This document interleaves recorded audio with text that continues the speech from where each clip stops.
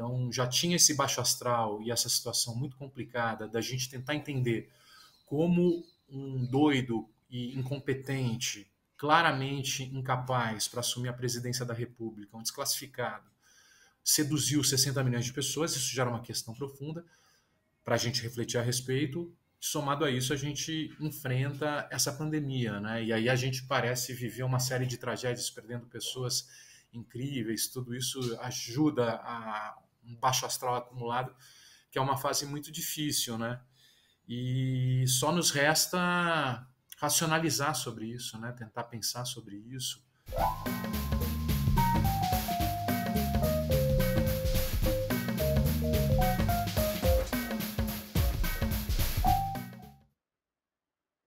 Olá a todas e a todos, está começando agora mais um Brasil de Fato Entrevista e hoje conversamos com o Bruno Paes Manso, jornalista e pesquisador do Núcleo de Estudos da Violência da USP, o NEV. Tudo bom, Bruno? Como vai?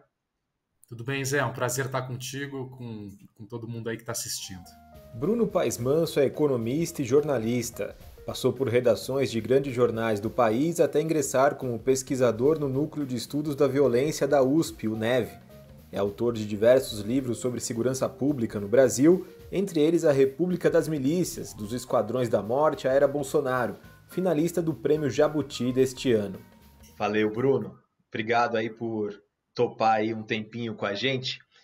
Queria começar te parabenizando por estar na lista dos finalistas do Jabuti, com República das Milícias, um baita livro e uma baita honra, né?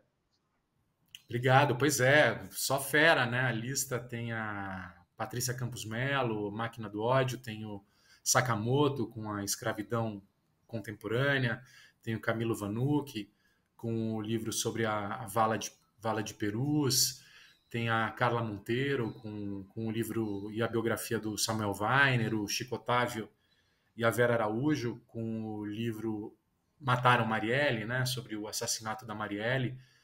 Só fera, uma honra estar com eles aí.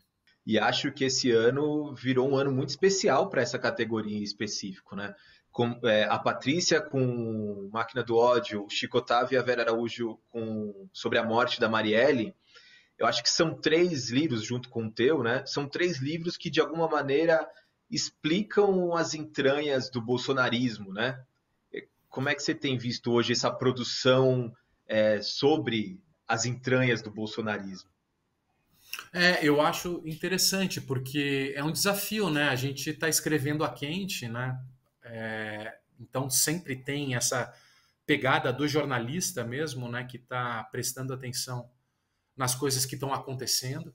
Então, no caso da pesquisa, muitas vezes você tem dos artigos acadêmicos, tudo mais, você tem um tempo para pensar a respeito, para elaborar, para olhar para processos e tudo isso. Mas a gente, como jornalista, está muito ligado nos acontecimentos presentes, né? A gente dialoga com quente. E eu acho que é importante a gente estar refletindo sobre esse drama que a gente está vivendo, né? Uma tragédia e seguidas tragédias, né? Que vem acontecendo. Houve a pandemia, que era algo inesperado e inédito, realmente isso foi um ocaso, mas vem junto desse baixo astral que a gente já passou a viver a partir de 2019, ao escolher um maluco um maluco que defende e sempre ao longo dos 20 anos de carreira como deputado fazia apologia à violência paramilitar, defendia assassinatos e sempre pisou fora da caixinha, né? E mesmo assim 60 milhões de pessoas foram seduzidas por esse discurso, né? Então já tinha esse baixo astral e essa situação muito complicada da gente tentar entender como um doido e incompetente, claramente incapaz para assumir a presidência da República, um desclassificado, seduziu 60 milhões de pessoas. Isso já era uma questão profunda para a gente refletir a respeito. Somado a isso, a gente enfrenta essa pandemia, né? E aí a gente parece viver uma série de tragédias, perdendo pessoas incríveis. Tudo isso ajuda a um baixo astral acumulado, que é uma fase muito difícil, né? E só nos resta racionalizar sobre isso, né? Tentar pensar sobre isso, refletir sobre isso, escrever sobre isso, investigar a gente mesmo, né, sobre como é que a gente chegou até aqui, é a única saída que nos resta nesse momento, né? É um período da história e é importante que ele seja contado e recontado, né, no quente e depois o que a gente vai fazer com isso, né? Como é que a gente vai carregar isso adiante. Falando sobre teu livro, sobre a República das Milícias, as milícias elas chegam no Brasil nesse vácuo de poder, né? A criação dos esquadrões da morte. O quanto elas se sofisticaram ao longo do tempo, Bruno, desde o início lá em Rio das Pedras? Não, é um processo de sofisticação permanente, né? É um acúmulo de capital político e econômico que vai acontecendo ao longo do tempo. É um fenômeno típico das cidades, né? No caso das milícias, muito próprio do Rio de Janeiro, né? De acordo e é um modelo de negócio criminal que está muito vinculado à história do crime no Rio de Janeiro. Então, primeiro, em relação, me parece que dois aspectos aí são importantes nessa compreensão da formação das milícias. Um deles, a histórica relação da polícia do Rio de Janeiro com a contravenção e com o crime, né? Eu não sei se os espectadores aí já assistiram ou já tiveram a oportunidade de ouvir, mas eu fiz um podcast também sobre o livro, né, sobre a República das Milícias, e a gente entrevistou o Luar Lindo, que é um jornalista incrível, que tem mais de 50 anos de profissão, hoje ele atua no jornal O Dia, mais de 70 anos, e que trabalhou no Última Hora quando o Rio de Janeiro iniciava a viver os problemas dos esquadrões da morte nos anos 50. E o pai do Luar Lindo tinha trabalhado com o Jogo do Bicho. E o Luar Lindo conta no podcast, é interessante que uma vez a agenda do pai dele foi apreendida pela polícia, né? E entre os nomes que recebiam propina do bicho na agenda do pai dele estava o nome do Gregório Fortunato, que era o segurança, o principal homem da segurança do Getúlio Vargas, né, nos anos 40. Então vem desde lá essa relação com a contravenção. Depois o próprio Juscelino Kubitschek, quando o Amaury Cruel, um general do Exército, era chefe de segurança do Rio de Janeiro, montou um esquadrão da morte. Em 59, o filho do Amaury Cruel foi alvo de uma CPI na Assembleia Legislativa do Rio por conexão com o Jogo do Bicho, né? Então, o general que faz um grupo de extermínio para matar bandido e limpar a cidade dos ladrões, dos suspeitos, né, como ele pregava, na época tem um filho que estava envolvido já com a contravenção, né? Só que, de alguma forma, o Jogo do Bicho era visto como um mal menor, né? Isso se acentua a partir dos anos 80, quando o tráfico de drogas começa a chegar em maior quantidade no Rio de Janeiro, a partir da exportação dos cartéis colombianos para a Europa. O Rio de Janeiro e São Paulo passa a ser um local de passagem. O varejo da droga no Rio de Janeiro passa a ser feito a partir do controle territorial armado, né? Para você vender a droga no varejo, os traficantes passam a controlar os territórios, e isso se acentua a partir dos anos 90, quando os fuzis começam a chegar no Rio. Ao longo dos anos 90 você tem o uso intensivo da força, né? E o armamento pesado, né? Que a partir das conexões que são feitas nas fronteiras, junto com a droga, vem a arma. E os traficantes do Rio passam a investir nos armamentos pesados, até em decorrência da importância de controle territorial que eles exerciam para a venda varejista da droga, e passa a haver uma corrida armamentista nos morros. E os fuzis passam a ser um símbolo de poder político na cidade, né? No estado. E o controle territorial inclusive, muito importante para a ampliação do mercado, e passa a haver disputas entre facções rivais, Comando Vermelho, Terceiro Comando, depois Terceiro Comando Puro, Amigo dos Amigos, em disputas dentro do perímetro urbano do Rio, deixando a população apavorada, né? Mesmo porque balas de fuzil você não consegue nem esconder atrás da parede ou da porta do carro, porque ela atravessa, né? Com aqueles tiros coloridos durante a noite, assim, uma situação de pânico total. É nesse contexto de medo e de pânico que as milícias que vinham dos grupos de extermínio, dos esquadrões da morte, em conexão com a contravenção, os batalhões de polícia e as delegacias, e alguns delegados, que moravam nos territórios, principalmente na zona oeste do Rio, em Rio das Pedras, Campo Grande, Santa Cruz e no entorno, passam a controlar os territórios dessas regiões, dizendo que dessa forma eles iam evitar a expansão do tráfico de drogas para os seus bairros. Então eles passam a exercer esse domínio alegando que faziam um trabalho de autodefesa comunitária que inclusive era tolerado pelas autoridades da época, né? Que viam isso como uma espécie de defesa da expansão do tráfico de drogas. Só você trabalhando com essa questão do medo, todo mundo apavorado, eles começam a controlar os territórios de forma armada, mas também com esse argumento que estavam levando segurança para os locais. Só que a partir daí eles começam... No teu livro, inclusive, você cita, alegavam matar em nome dos fracos, mas acabavam matando em nome dos próprios interesses, né?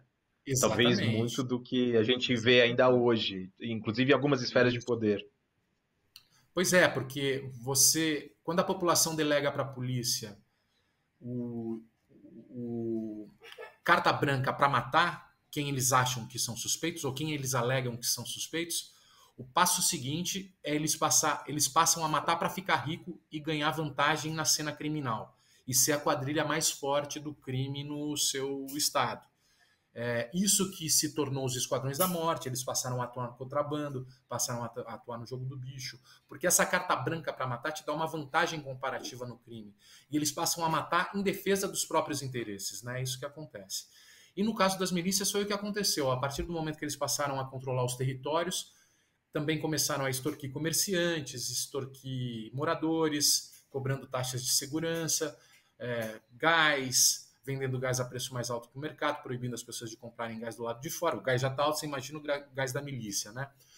Vender internet, destruindo as antenas de empresas formais para criar suas próprias redes, suas próprias antenas, gato-net, água, luz, invadiam terrenos protegidos ambientalmente para lotear e construir condomínios, construíram prédios que depois desabavam por causa da insegurança. Foi o caso daquele prédio de mais de 8 andares em Muzema, que matou mais de 20 pessoas, sob a liderança do capitão Adriano Magalhães da Nóbrega, que era amigo da família Bolsonaro e que precisou fugir para não ser preso por causa daquele desabamento e daquela máfia de construção de edifícios que ele tinha feito em Muzema. E aí se tornam a maior facção criminosa do Rio, né? Controlando mais de 50% do território do Rio de Janeiro. Então é um processo que acontece muito rápido e sob as vistas tolerantes das autoridades, né? E hoje a gente tem essa relação de milícia e crime organizado no Rio de Janeiro produzindo muita violência, né? Será que acho que eles deixaram de ser grupos antagônicos? Eles têm cada vez mais brigado pelo mesmo espaço, né? Sim, eles se parecem cada vez mais. Hoje as milícias têm parceria com facções de droga, principalmente o Terceiro Comando Puro é mais próximo das milícias, e eles organizam a venda de drogas nos territórios, porque a partir do momento que o controle territorial é fundamental para o modelo de negócio do crime, o que eles passaram a perceber? Que quanto mais receitas criminosas eles extraírem desses territórios, melhor para eles. Então as milícias que antes vendiam cigarro clandestino, vans, imóveis, terrenos, água, tudo mais, passaram a organizar a venda de drogas, que é uma fonte a mais de receitas que eles adquiriam. Da mesma forma, o tráfico de drogas. Em vez de só vender drogas, vamos vender também internet, vamos impor o gás para a população, vamos cobrar taxas. E assim os negócios passaram a cada vez ser mais parecidos, né? A fonte e o modelo de lucro desses negócios é o controle territorial armado para, a partir desse controle, você extrair o máximo de receitas criminosas desses espaços. Você ainda tem medo de como o teu trabalho é encarado pelo crime organizado? Se pode haver alguma retaliação? Enfim, você já teve que lidar com isso em algum momento? Não, eu acho que sempre eu tento ter muito cuidado, né? E claro que eu evito ao máximo me expor a riscos desnecessários, né? Eu sempre chego apresentado por pessoas de confiança. O meu objetivo não é denunciar ninguém, ou prender ninguém, ou atrapalhar a vida de ninguém. É tentar compreender o que eles pensam para, a partir dessa racionalização do problema, a gente tentar melhorar a situação e melhorar a realidade e fragilizar esses grupos, né? Mas não é algo pessoal ou individual. Então, eu não busco ameaçar essas pessoas individualmente, elas que estão me passando informações e me dando a entrevista. Aliás, eu fico muito agradecido sempre, porque são informações muito delicadas. E a partir do momento que a gente estabelece essa relação de confiança, eu acho que é por um interesse público maior e eu deixo isso claro para as pessoas, né? Olha, a gente está tentando entender isso, não quero te prejudicar pessoalmente, mas a gente quer entender um pouco o que você pensa, como é que o crime se desenvolve. E dessa forma, até hoje, eu fui compreendido, né? Eu acho que nunca ninguém se sentiu traído pela entrevista ou pelo contato que a gente teve, né?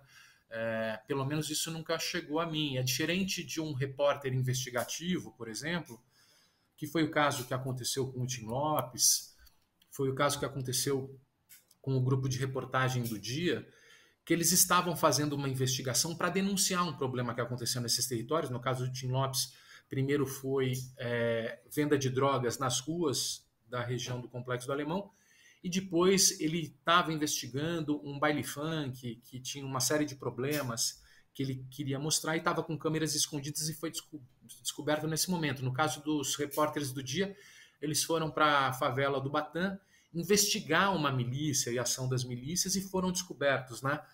É um tipo de reportagem diferente, é um tipo de reportagem de denúncia, né? Que pode, inclusive, incriminar as pessoas que estão sendo denunciadas. O meu tipo de reportagem tem uma abordagem mais antropológica, né? Mais etnográfica, tentando entender como é que pensa e o que pensa aquelas pessoas, como é que a gente chegou até aquele lugar. Tem um lado também meio de olhar para a gente mesmo e olha, quais são os nossos olhos, o que a gente está errando, por que a gente está produzindo isso, né? Como é que a gente está produzindo isso. Então, dessa forma, eu fico mais resguardado, né? Vamos dizer assim, e não tenho problemas tão graves como repórteres investigativos que meio que fazem um pouco o papel da polícia, né? O bolsonarismo, Bruno, ganhou uma base de apoio gigantesca entre policiais. Recentemente, esse apoio ficou mais nítido, inclusive com punições a militares que fizeram movimentos políticos, principalmente no 7 de setembro, né, dentro das corporações. Mas esse apoio, como você explica no livro, ele não é nada recente, né? Então, ele já vem, ele já tem uma base, né? Já vem. Lá no caso do Rio de Janeiro, você já tinha uma ligação antiga das Forças Armadas, da polícia, com a contravenção, como eu vinha dizendo. E com a ideia de uma guerra suja que ganha muita força durante o final dos anos 60 e começo dos anos 70, na guerra e no combate às guerrilhas urbanas durante a ditadura militar, né? Muitos desses policiais que tinham ligação com a contravenção passam a integrar o DOI-CODE. E quando retoma a democracia e começa o processo de abertura durante o período democrático, com as eleições para governadores, esses militares, que muitos deles trabalhavam no Serviço Nacional de Informação, como o caso do Fred Perdigão, que depois seria acusado de planejar a bomba do Rio Centro, vai trabalhar com o jogo do bicho. O Fred Perdigão vai trabalhar com o capitão Guimarães, que é outro oficial das Forças Armadas, que vai organizar o jogo do bicho no Rio de Janeiro, né? E, ao mesmo tempo, quando a guerrilha urbana é desestruturada e se volta ao regime democrático, essa guerra suja continua sendo travada de outras formas contra um novo inimigo, que é o bandido, depois o traficante, né? Então, essa sociedade entre a polícia e a contravenção continua fazendo sentido, né? Porque essa guerra suja contra o crime, contra aqueles que são pintados como o grande inimigo social, e que apavora muita gente, porque vende drogas e a droga, de alguma forma, tem um símbolo muito importante para amedrontar as pessoas, porque de alguma maneira ela representa a loucura, o descontrole, o caos, né? E isso gera muito medo em todo mundo. Essa guerra contra a droga, essa guerra contra o traficante, passa a ser feita de forma violenta e de forma ilegal, e muitas vezes em sociedade com a contravenção, né? Então, essa visão ou essa crença que as pessoas têm, que essa violência armada ou essa guerra, mesmo que ilegal e suja, vai ser uma solução e não um problema, vem causando uma série de efeitos colaterais e problemas para o Brasil, né? Então, são justamente esses grupos que estão travando essa guerra suja há tantas décadas que acabaram, de alguma forma, se tornando e se transformando nas milícias, nos grupos paramilitares que hoje mandam no Rio e que desestruturam as instituições fluminenses, né? Então, é uma coisa que vem de muito tempo e muito vinculada nessa aposta ou nessa crença que violência, em vez de um problema, pode ser uma solução para resolver problemas, né? E o que a gente produz é mais violência e produz efeitos colaterais que seguem até hoje, né? Sim. E no caso do Bolsonaro específico, o Fabrício Queiroz é o sujeito que faz essa ligação, essa ponte entre o ex-capitão que vai se tornar deputado e depois presidente e as milícias, né, diretamente no campo.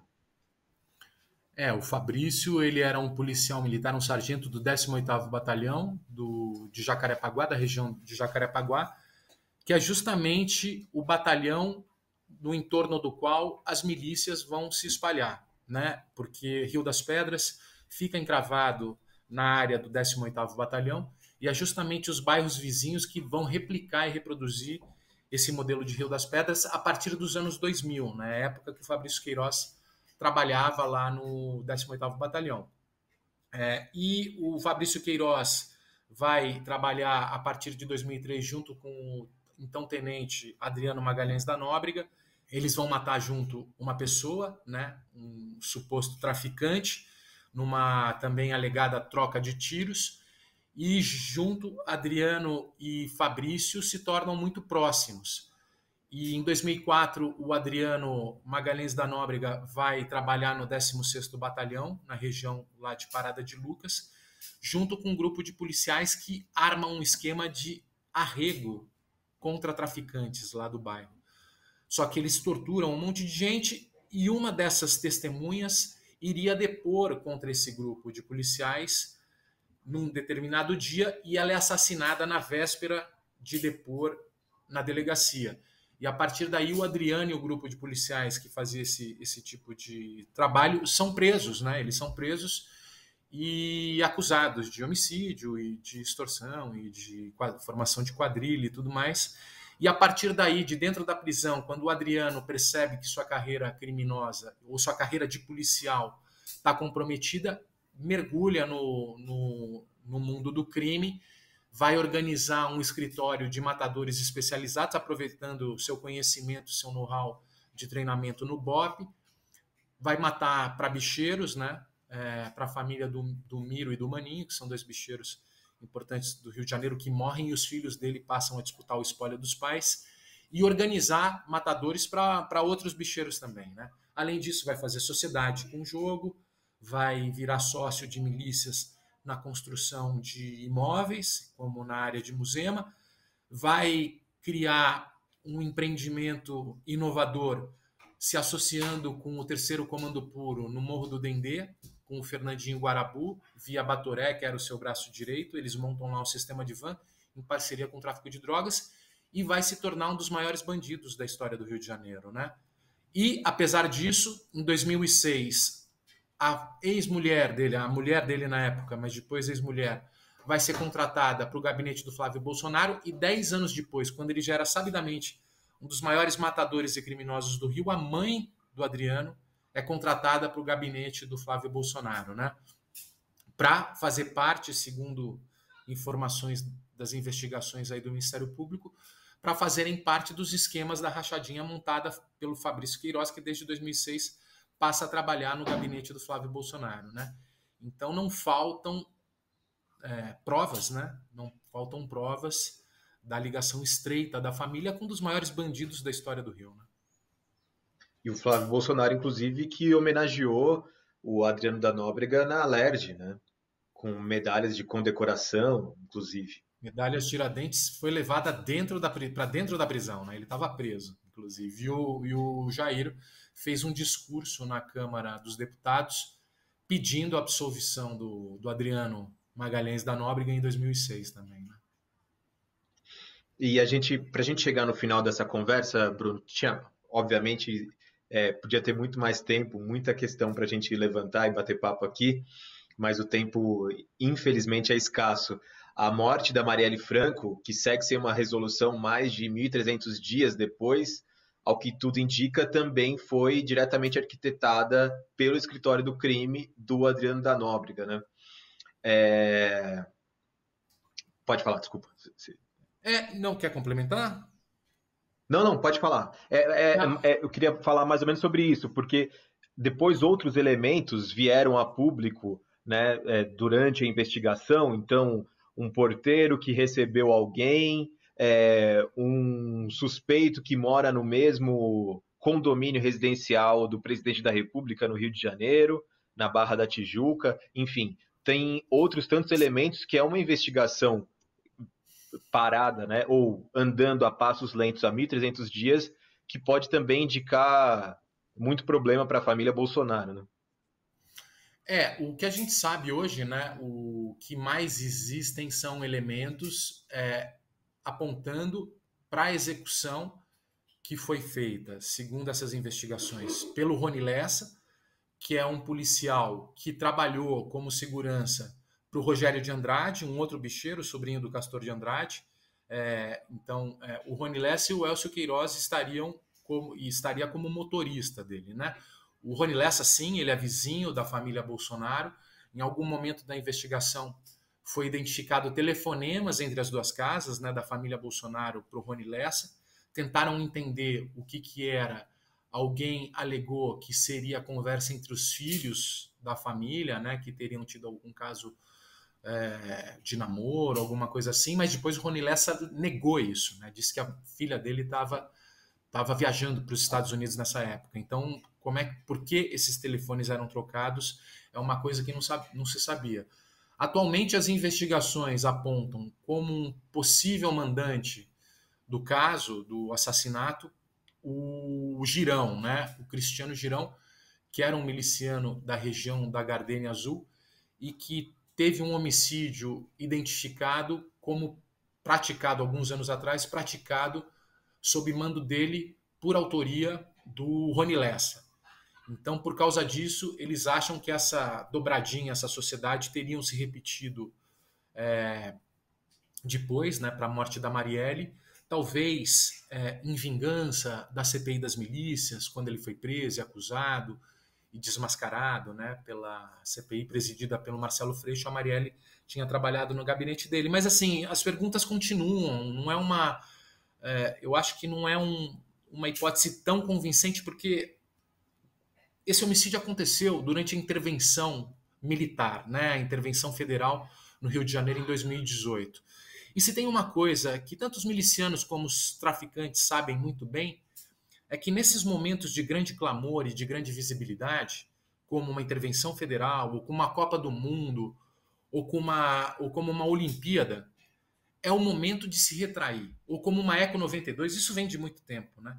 Nesses momentos é melhor você esperar o clamor ou a visibilidade passar para você deixar para agir quando ninguém mais está prestando atenção, senão você acaba sendo muito visado, como foi, né? A pressão em torno do assassinato da Marielle, a gente viu o que aconteceu.